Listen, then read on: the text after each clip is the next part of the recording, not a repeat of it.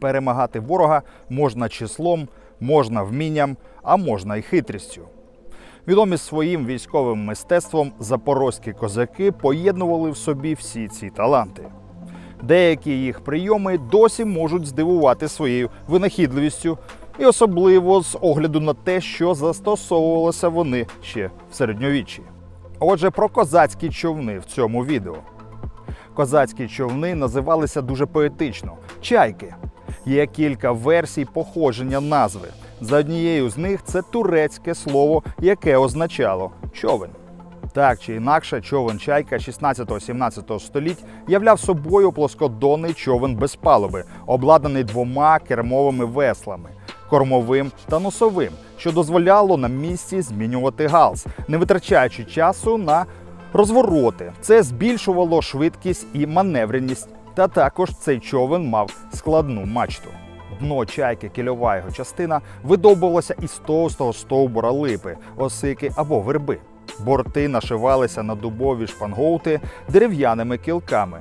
Корпус судна покривався конопляним або ляним клочем, або морською камкою і ретельно смолився.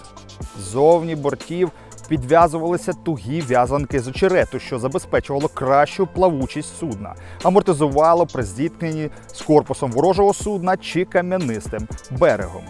Захищало також від ворожих куль. Козацький човен міг вміщувати до 60 козаків, 15 пар весел. Довжина такого човна складала 17 метрів, ширина і висота до 4. Як описував французький інженер Гійом Лавасер де Боплан, чайки були такими. Довжина 60 футів, ширина 10 футів та висота 12 футів. На борту чайки знаходився запас провіанту, військове спорядження, по 2 рушниці на кожного козака, холодна особиста зброя та до 6 легких гармат тощо. Завдяки високорозвиненому військовому мистецтву козаків, козацький флот Січі протягом 2 століть успішно вів двобої проти сильного воєнного флоту Османської імперії та кошмарив усіх ворогів в морі. Флотилія козацьких чайок чисельністю від кількох десятків до кількох сотень суден здійснювали сміливі морські походи на турецькі порти Чорного, Азовського морів від Сінопа, Трапезунда та до Стамбула включно. А свою славу підводного човна козацький човен набув завдяки унікальному елементу конструкції корпусу. Зовні човен обшивався фашинами. Ці фашини виготовлялися з очерету та використовувалися як понтони. У бортах робилися отвори для весел, що герметично закривалися шкіряними манжетами.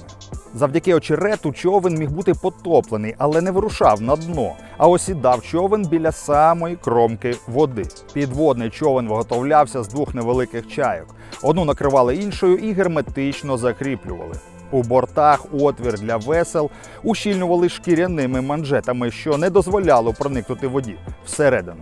Повітря в зануреному стані надходило по шахті, яка виходила на поверхню, і ця поверхня була замаскована або маленьким човником, де сидів один козак, або вкупі дерев'яних колод, пов'язаних між собою. Керував підводним човном козак, який знаходився на поверхні води поряд з трубою для подачі повітря.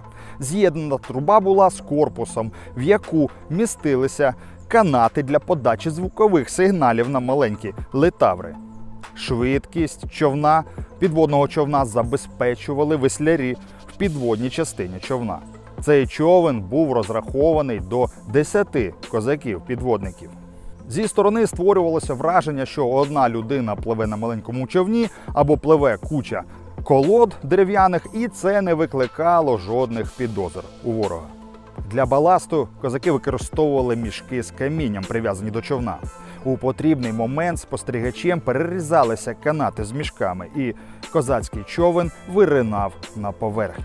Обернена у водорості конструкція, спливаючи раптово над водою, жахала противника. На Запорізькій Січі існував секретний курінь козаків-підводників, де вони тренувалися плавати в потоках Дніпра із зав'язаними очима, і також проходили тренування зі стрільби, фехтування та рукопашного бою. Перше застосування підводних човнів з козацьким спецназом відбулося під час гетьманства Федора Полоуса. При необхідності уникнути переслідування або підготувати засідку біля берега, козаки ховали човен прямо під водою і пірнали поруч. За допомогою трубок з очерету козаки могли певний час дихати, не спливаючи на поверхню, а також тягти човен за собою, ступаючи дном. У потрібний момент вони виринали або йшли непоміченими. Вони нападали несподівано на непідготовленого супротивника. У 16-17 столітті на все узбережжя Чорного моря поширювався страх, який створювали підводні човни запорозьких козаків. Жоден, навіть найпотужніший корабель, не відчував себе в безпеці, усвідомлюючи, що поблизу може бути козацький підводний човен. Зухвалі напади козаків наганяли жах на ворогів своєю появою з нізвідки, і ця технологія явно набагато випередила свій час. Існує безліч згадок про використання цих козацьких підводних човнів у диверсійних операціях.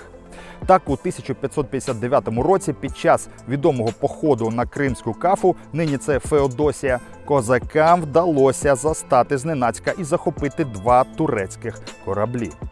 Підійшовши до порту та висадившись на берег, козаки перебили охорону рабовласницького ринку та звільнили захоплених православних християн. Бойове застосування підводних човнів запорозькими козаками при взятті фортеці Синоп у 1595 році стало значним поштовхом до створення підводних апаратів для підкорення морських глибин. В статті французького історика Монжері, опублікованій у журналі «Слов'янин» 1827 року, описувався спосіб застосування саме цієї тактичної особливості. Вже після знищення Запорозької Січі Суворов також оцінив і використав цей чудовий метод у 1788 році. Козакам-підводникам вдалося підпливти до острова Березань і відбити його у турків. І вони створили тоді там опорний пункт для охорони грила Дніпра. Козаки-запорожці були не лише відчайдушними рубаками, а й чудовими мореплавцями. І це факт. Знаючи особливі місцевості, хитрістю і винахідливістю вони перемагали ворогів, які набагато перевищували їх числом. Козаки захоплювали їхні бойові судна і брали ворожі фортеці. Тож новий метод війни на морі приніс багато перемог нашим козакам на узбережжі Чорного моря. Далі буде.